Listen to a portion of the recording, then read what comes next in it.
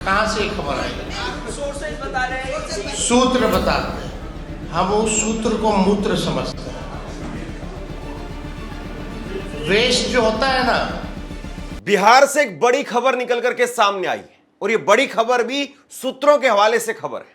पहले मैं आपको थोड़ी सी खबर बताता हूं और फिर आपको एक कहानी बताऊंगा। उस कहानी को जरूर सुनिए, फिर आपको पूरी खबर भी समझ में आ जाएगी और कहानी भी समझ में आ जाएगी। खबर क्या है?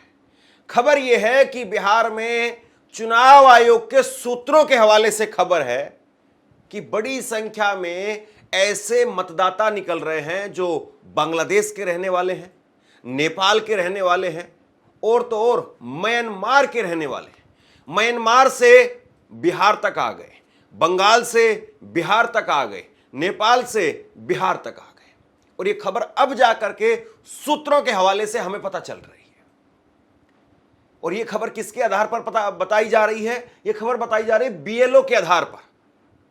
बीएलओ एक बहुत मामूली सा जो है वो ओहदा है बीएलओ, और ये बीएलओ जब गांव-गांव में जाकर के वोट चेक करने का काम कर रहे हैं, बनाने का काम कर रहे हैं, नई पर्चियां भर रहे हैं, नए फॉर्म भर रहे हैं, तो वो कह रहे हैं कि हमें बहुत सारे ऐसे मतदाता मिले हैं जिनके पास में नेपाल के दस्तावेज हैं या फिर जिन्होंने फर्जी तरीके से आधार कार्ड, पैन कार्ड और वोट कार्ड बनवा लिए हैं, जो म्यांमार से आकर के बिहार में बस गए।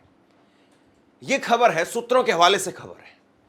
अब इस खबर पर आएंगे, इसमें विस्तार से बात करेंगे कि क्या वाकई जो है वो बीएलओ जो बात कह रहा है वो बीएलओ का काम है या किसी और का काम है। लेकिन एक कहानी सुनिए उससे पहले मैं आपसे एक सवाल पूछना चाहता हूं। सोशल मीडिया पर ये चल रहा है, एक कंपनी का चौकीदार है, एक फैक्ट्री का कोई चौकीदार है या एक शोरूम के बाहर कोई चौकीदार बैठा हुआ है और वो चौकीदार कहता है कि मुझे सूत्रों ने बताया है कि अंदर चोर घुसे हुए हैं। तो बताइए फिर उसके बाद में उस चौकीदार का क्या किया जाना चाहिए? उसको नौकरी पर रखा जाना चाहिए, उसको इनाम मिलना चाहिए इस बात के लिए, या उसका इस्तीफा हो जाना चाहिए? जिसकी जिम्मेदारी है, जिस चौकीदार की जिम्मेदारी है, चौकीदार ही जिम्मेदार है कि अंदर कोई चोर नहीं घुसेगा, अंदर कोई लुटेरा नहीं घुसेगा, अंदर कोई डकैत नहीं घुसेगा, यह तुम सुनिश्चित करोगे गेट के ऊपर खड़े होकर के कि अंदर कोई भी ऐसा असामाजिक तत्व वो नहीं घुस पाए। यह जिम्मेदारी चौकीदार की है, चौकीदार ही जिम्मेदार है। लेकिन चौकीदार सूत्रों के हवाले से बता रहा कि अंदर ऐसे ऐसे लोग हैं, वो कंफर्म भी नहीं कर पा रहा है सूत्रों के हवाले से। अब अगर ऐसा कुछ है तो चुनाव आयोग को स्पष्ट तौर पर सामने आकर के बताना चाहिए कि बिहार में म्यांमार के, बंगाल के और नेपाल के लोग हैं, पहली बात। दूसरी बात है कि जब एक मामूली सा बीएलओ इस काम को कर पा रहा है, मामूली सा बीएलओ अगर जमीन पर उतर करके ये चीजें चेक कर पा रहा है, तो गृह मंत्रालय क्या कर रहा है? ये जिम्मेदारी किसकी है? क्या ये जिम्मेदारी अमित शाह की नहीं है? क्या ये जिम्मेदारी गृह मंत्रालय की नहीं है? क्या अमित शाह को अगर ये सूत्र सही है तो इस्तीफा नहीं दे देना चाहिए? सवाल इस बात का है कि ये सूत्र अगर सही है तो फिर बिहार में अगर असामाजिक तत्व या इस तरह के लोग आकर के बस गए हैं तो फिर गृह मंत्रालय को अभी तक खबर क्यों नहीं हुई? और गृह मंत्रालय को अगर खबर थी तो गृह मंत्रालय ने क्या एक्शन लिए? या गृह मंत्रालय को ना खबर थी ना एक्शन लिए और अब बीएलओ ने पता किया? ये वाकई मजाक हो रहा है या सब कुछ सीरियसली चल रहा है? नेपाल की बात की जाए, ये तमाम लोग अब ये कहा जा रहा है चुनाव आयोग के द्वारा, चाहे ये कंप्लेन है, वो लोग आके अब फंसे हैं उनके। एक मिनट, इसका चुनाव आयोग से कोई डॉक्यूमेंट या कोई प्रेस नोट या कोई ऐसी बात आई है या कि कहां से खबर आई? सोर्सेज बता रहे हैं, सूत्र बताते हैं, हम उस सूत्र को मूत्र समझते हैं। वेस्ट जो होता है ना, ये वो है, इसका कोई आधार नहीं ना। ये वही सूत्र है जो पाकिस्तान में कब्जा करवा दिया था, इस्लामाबाद, कराची। सूत्र नहीं, मूत्र लोग हैं। देखिए, बीजेपी के आईटी सेल के हेड हैं, आईटी सेल के हेड हैं अमित मालविया, और उन्होंने न्यूज़ 18 की खबर वो ट्वीट की है और उसमें सूत्रों के हवाले से बड़ी खबर मौजूदा सत्ताधारी पार्टी के आईटी सेल के हेड अमित मालविया कह रहे हैं। भाई वहां पर भी उनकी सरकार है, दिल्ली में भी उनकी सरकार है। अगर राज्य का मामला अगर आप देखें, हालांकि राज्य का मामला बनता नहीं है, अगर कोई बाहर से घुसपैठिया आकर के किसी राज्य में छुपा हुआ है, शरण लिए हुए है, तो ये केंद्र का मामला है, क्योंकि वो राज्य उसको रोक नहीं सकता है। जो बॉर्डर पर रोकने का काम होता है वो केंद्र का काम है, केंद्रीय एजेंसियों का काम है। लेकिन ये सूत्रों के हवाले से खबर क्या लिखा है, जरा इस ट्वीट में देखिए। बिहार की मतदाता सूची में बांग्लादेश, म्यांमार, नेपाल जैसे देशों के विदेशी नागरिकों के नाम मिले हैं। यह खुलासा विशेष संक्षिप्त पुनरीक्षण स्पेशल इंटेंसिव रिवीजन के दौरान हुआ है। आरजेडी, कांग्रेस, वामपंथी और उनके ढोल बजाने वाले पत्रकार से यूट्यूबर बने प्रचारक, एनजीओ और तथाकथित कानूनी कार्यकर्ता लगातार ऐसे नामों को सूची में शामिल करवाने का दबाव बनवा रहे हैं। अब सच सामने आया है, क्या यही उनका वोट बैंक मॉडल है? दो बातें इन्होंने यहां पर कही है। पहली बात तो ये कह रहे हैं कि मतदाता सूची में बांग्लादेश, म्यांमार और नेपाल जैसे विदेशी नागरिक, उनके नाम मिले हैं।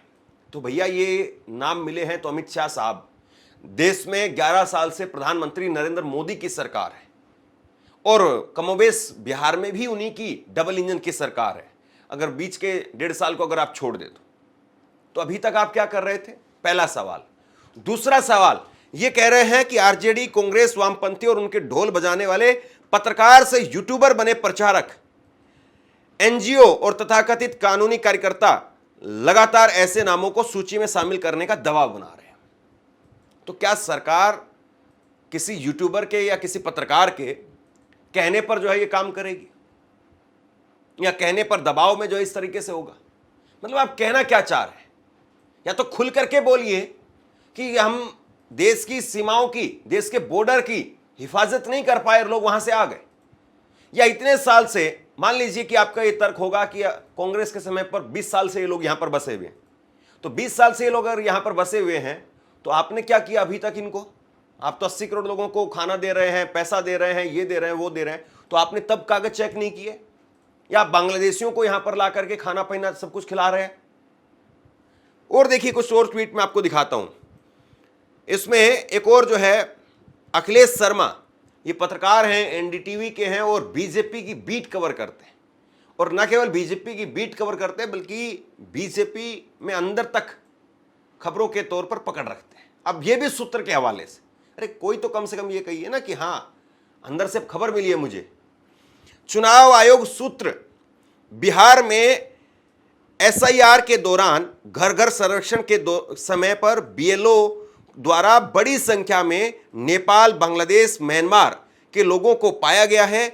इन व्यक्तियों ने आधार, निवास प्रमाण पत्र, राशन कार्ड आदि सहित सभी दस्तावेज प्राप्त कर लिए हैं। चुनाव आयोग के सूत्रों का कहना है कि 1 अगस्त से 30 अगस्त तक उचित जांच के बाद में यदि यह तथ्य सही पाया जाता है तो ऐसे नामों को 30 सितंबर 2025 को प्रकाशित किए जाने वाली अंतिम सूची में शामिल नहीं किया जाएगा।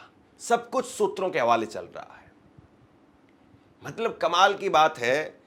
और बड़ी बात यह भी है कि क्या फिर आप यह कहेंगे कि प्रधानमंत्री नरेंद्र मोदी, उनकी सरकार, वो भी जो है वो फिर ऐसे ही अवैध वोटरों से बनी है? क्योंकि बिहार में 30 सीटें आई हैं 40 में से।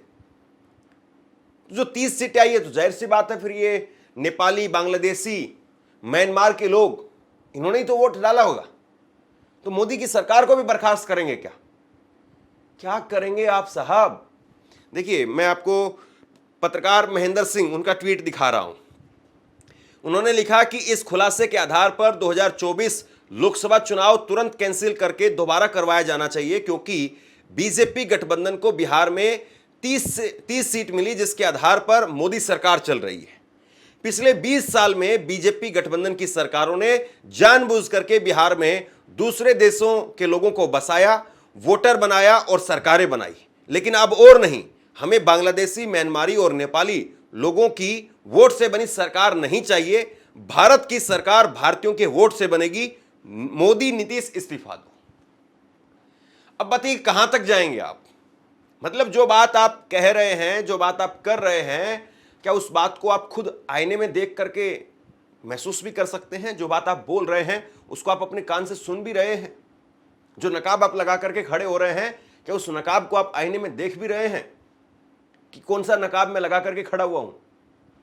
आप जुम्मा जुम्मा अभी 1 साल पहले चुनाव हुआ है, उस 1 साल पहले के चुनाव में 30 सीटें आपको मिली हैं, तब आपको यह कहीं याद नहीं आया था? बताइए आप। और कहा जा रहा है 2003 में ऐसा हुआ था, तब कांग्रेस की सरकार। नहीं साहब, अमित मालवीय ने ही ट्वीट किया ऐसा। 2003 में अटल बिहारी वाजपेयी की सरकार थी। इतना भी नहीं पता इन लोगों को, मतलब कुछ भी। यह तर्क दिया जा रहा है कि ये एसआईआर की जो प्रक्रिया है, ये सर की जो प्रक्रिया है, स्पेशल इंटेंसिव रिवीजन की जो प्रक्रिया है, ये 2003 में भी हुई थी जब कांग्रेस की सरकार थी। यह तर्क दिया जा रहा है। पहली बात तो यही झूठ है कि कांग्रेस की सरकार थी। 2004 में कांग्रेस की सरकार बनी, 2003 में अटल बिहारी वाजपेयी साहब की पूर्ण सरकार थी। तो बताइए आप, कुछ भी मतलब। अब इस पर देखिए क्या कहा जा रहा है।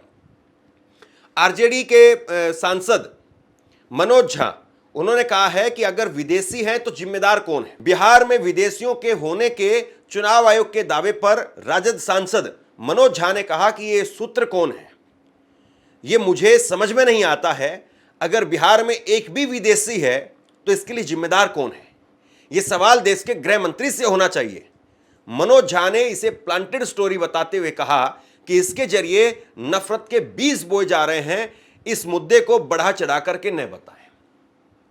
अब विपक्षी पार्टियां कह रही कि भाई अगर यही सूत्र हैं, यही सही हैं, तो अमित शाह से सवाल करिए, अमित शाह से पूछिए। सोशल मीडिया पर लोग कह रहे हैं कि अगर ये सूत्र सही हैं तो अमित शाह इस्तीफा दे दें, कि वो फेल हो गए इस बात को जांचने में कि कैसे लोग आ रहे हैं अंदर और अंदर आकर के अंदर अभी भी रह रहे हैं।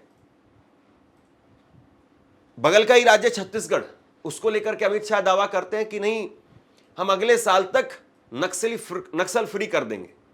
तो आप दूसरे राज्य में इतनी बड़ी मुहिम चला रहे हैं, नक्सलियों को खत्म करने की मुहिम चला रहे हैं, सालों से मुहिम चला रहे हैं। यहां पर ये 1 महीने पहले आपको याद आया कि चुनाव है तो इसलिए ऐसी मुहिम चलाना जरूरी है।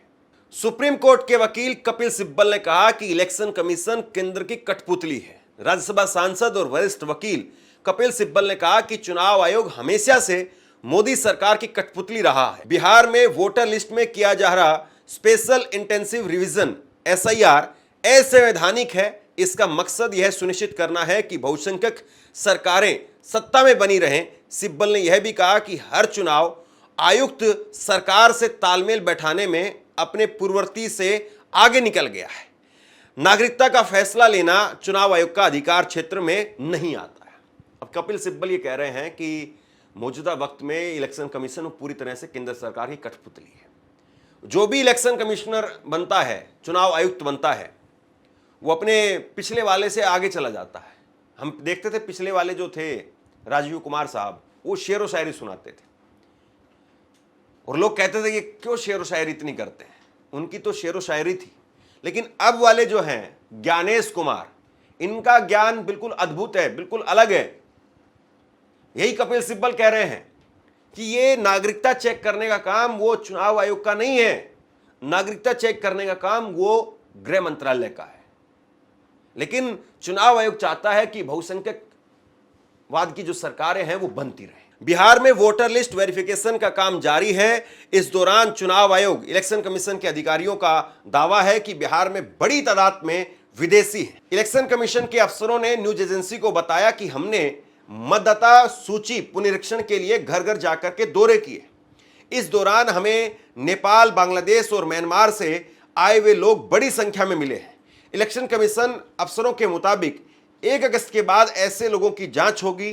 30 सितंबर को पब्लिश होने वाली आखिरी मतदाता सूची में अवैध प्रवासियों के नाम शामिल नहीं किए जाएंगे। अब चुनाव आयोग कह रहा है कि हमें हमारे बीएलओज ने बताया है कि बाहर के लोग, विदेशी लोग बड़ी संख्या में यहां पर रह रहे हैं। अब ये बात जो है वो अभी निकल करके सामने आई। ये बात सुप्रीम कोर्ट में जो सुनवाई थी 4 दिन पहले, तो उसमें तो नहीं थी, तब तो ये बात नहीं कही गई थी। अब ये बात निकल करके सामने, तो क्या ये 3-4 दिन के अंदर ही सारे विदेशी आने लगे? सवाल बहुत बड़ा है। और अब किस तरीके से ये पूरा प्रक्रिया जो है वो आप कर रहे हैं, देखिए एक बार जरा। बिहार में करीब 8 करोड़ वोटर हैं। 8 करोड़ वोटर हैं, 7 करोड़ 89 लाख कुल वोटर हैं, मतलब 8 करोड़ तकरीबन। इसमें से बताया जा रहा है कि 4,96,00,000 वोटर ऐसे हैं जो 2003 की लिस्ट में शामिल थे, इनका वेरिफिकेशन नहीं होगा। 27 जून को इसकी शुरुआत की गई और 2,93,00,000 वोटर ऐसे हैं जिनका वेरिफिकेशन किया जाएगा। तो 2,93,00,000 वोटर ऐसे हैं जिनका वेरिफिकेशन किया जा रहा है। तो उसमें से कितने ऐसे नागरिक हैं जो विदेशी हैं, कितने ऐसे हैं जो म्यांमार के हैं, कितने ऐसे जो बांग्लादेश के हैं, कितने ऐसे हैं जो नेपाल के, और कितने ऐसे हैं जिन्होंने 2024 के लोकसभा चुनाव में भी वोट दिया था। और क्या चुनाव आयोग यह भी मानेगा कि तब जो वोट दिया गया था तब वो वोट भी फर्जी था? अब अगर वोट फर्जी है या अब अगर वो वोट नहीं डाल सकते हैं तो इन्होंने जो पहले वोट डाला, तो क्या चुनाव आयोग ये भी कहेगा? चुनाव आयोग ने आखिरकार, ये समझ में नहीं आता है कि बीच बीच में ऐसी ऐसी चीजें कैसे निकल करके आती। या तो अगर यही लगता है कि यही एक काम है जिसके जरिए ये सारे अवैध जितने भी वोटर हैं उनको हटा दिया जाएगा, तो सारे काम रोक करके पूरे देश में एक बार सारी एजेंसियों को लगा करके, सारे संसाधन लगा करके यही काम किया जाना चाहिए। इस देश में एक भी अवैध वोटर नहीं होना चाहिए और वो हर राज्य में होना चाहिए। वो गुजरात में भी इस तरह की प्रक्रिया अपनाई जाए, महाराष्ट्र में भी ऐसा किया जाए, हरियाणा में भी किया जाए, पंजाब में भी किया जाए, यूपी में भी किया जाए, मध्य प्रदेश में भी किया जाए, नीचे साउथ के राज्यों में, नॉर्थ में भी, हर जगह पर, ईस्ट वेस्ट हर जगह पर। और आप पहला काम यही कर दीजिए। मतलब कोई ना कोई ऐसी स्कीम निकाल करके लाई जाती है, ऐसा लगता है कि बस अब इसी स्कीम से देश का उद्धार होगा। कुछ समय पहले जो है वो मंदिर मस्जिदों की एक खोज चल रही थी कि फला मस्जिद के नीचे मंदिर है, ये खोज चल रही थी और उसको लेकर के नए नए बवाल शुरू हो गए थे। तो उस वक्त में भी हमने तो यही कहा था कि भाई आप एक काम करिए, सारे काम रोक करके एक बार ये काम कंप्लीट कर लीजिए, फिर उसके बाद में लोग शांति से रहेंगे। अब पता चले कि मेरा पड़ोसी अवैध है या मैं अवैध हूं, तो कम से कम पता तो चल जाए ना। चुनाव एक बार पूरे देश में काम कराए, क्योंकि किसी भी सरकार, ऐसा तो नहीं होना चाहिए कि कहीं पर भी चुनाव आएगा तो वहां पर यह प्रक्रिया अपनाई जाएगी और फिर बीएलओ बताएंगे, गृह मंत्रालय सोता रहेगा, बीएलओ बताएंगे कि कहां पर वैध है और कहां पर अवैध है। बताइए, कमाल की बात है। या तो गृह मंत्रालय करे इस काम को या चुनाव आयोग करे इस काम को, और पूरे देश में काम होना चाहिए। और पूरे देश में काम हो करके जब तक इस देश में एक भी अवैध आदमी है तब तक कोई चुनाव भी नहीं होना चाहिए, क्योंकि ऐसे में फायदा क्या है। और जो पहले की सरकारें उन पर भी सवाल उठना चाहिए कि क्या उन सरकारों को बर्खास्त नहीं किया जाना चाहिए। 30 सीटें आई हैं, अगर 30 सीटें घटा दे तो मोदी जी, उनकी सरकार वो रहेगी भी नहीं। और ये 30 केवल क्यों, फिर उसके बाद में बंगाल की भी सीटें लेंगे, फिर उसके बाद में हरियाणा की भी सीटें लेंगे, यूपी की भी, गुजरात की भी सीटें लेंगे, वहां पर भी चुनाव ऐसी जो है तहकीकात करें। अब चुनाव कह रहा है एक तरफ तो हमने 80% काम पूरा कर दिया है, एक तरफ यह दावा किया जा रहा है बिहार के 80.11% मतदाताओं ने मतदाता पुनरीक्षण गणना प्रपत्र जमा कर दिया है। भारत के मुख्य निर्वाचन आयुक्त ज्ञानेश कुमार ने कहा कि शनिवार की शाम 6 बजे तक 100% यानी 7,89,69,844 मतदाताओं के गणना फार्म की प्रिंटिंग और वितरण का कार्य पूरा कर लिया गया है। इसमें 6,32,59,497 वोटर्स ने फार्म भर करके जमा कर दिया है, जो कुल मतदाताओं का 80.11% है। इसका मतलब है कि बिहार के हर 5 में से 4 मतदाताओं ने गणना प्रपत्र भर करके जमा कर दिया है। अधिकांश गणना प्रपत्र 25 जुलाई से पहले ही जमा होने की संभावना है। अब आसान भाषा में समझिए कि क्या हो रहा है। चुनाव आयोग कह रहा है कि हमने बिहार के अंदर जो कुल वोटर हैं 7,89,69,844, ये इतने फार्म भर करके, इतने फार्म जो है वो प्रिंट करके हमने सौंप दिए बीएलओज को, और उसमें से 6,32,59,497 वोटर्स ने फार्म भर करके जमा भी कर दिए। 80% फार्म जमा हो गए। और ये अचानक से एक खबर जो आ जाती है सूत्रों के हवाले से कि उसमें से विदेशी है। सुप्रीम कोर्ट में जो सुनवाई थी ये तर्क नहीं था।